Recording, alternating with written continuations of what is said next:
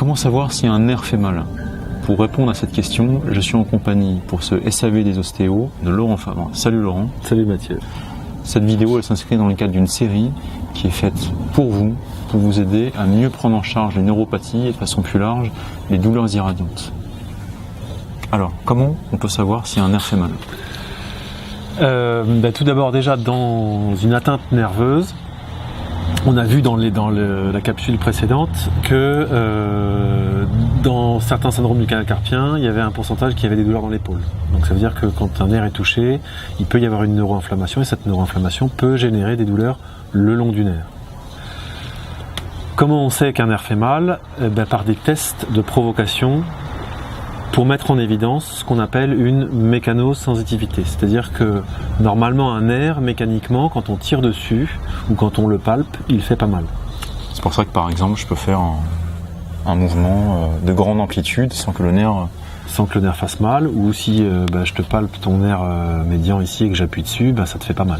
Absolument. Voilà. Je confirme. Contrairement aux vidéos précédentes où je t'ai tapé dessus. Exactement. Il y a des études qui ont été faites dans les 15 dernières années qui ont mis en évidence ce mécanisme de mécanosensitivité, c'est-à-dire que de temps en temps, le nerf est sensible à un stimulus mécanique, soit par provocation en étirement, c'est-à-dire qu'on va, le long de sa course, essayer de l'allonger, et il va être sensible à l'étirement, ou alors à la palpation, c'est-à-dire qu'on va palper le nerf et là il va être sensible.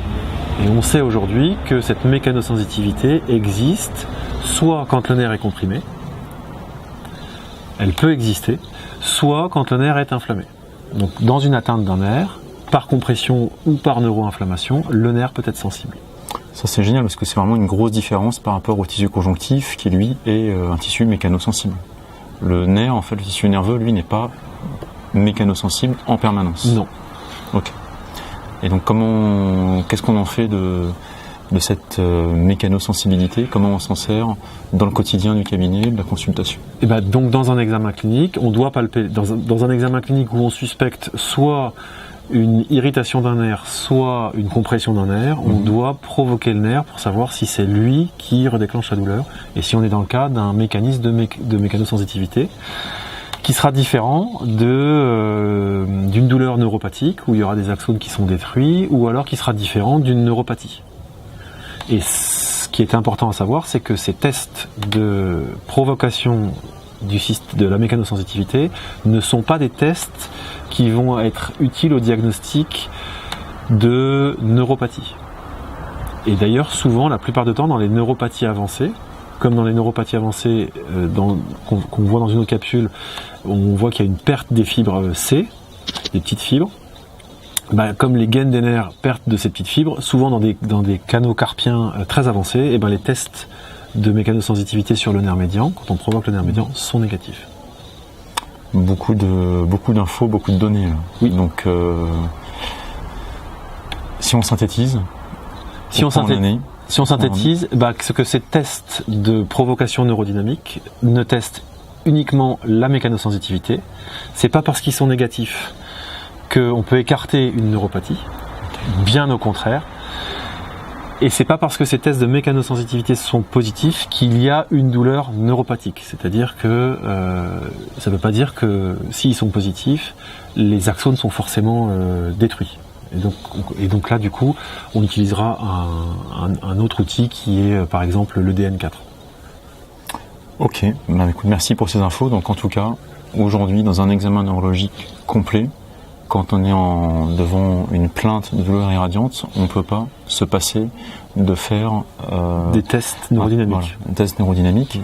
Si vous avez envie d'apprendre à faire ces tests et surtout à les interpréter, une seule adresse, le CFPCO. Vous êtes les bienvenus donc, pour faire cette formation qui est dispensée par Laurent.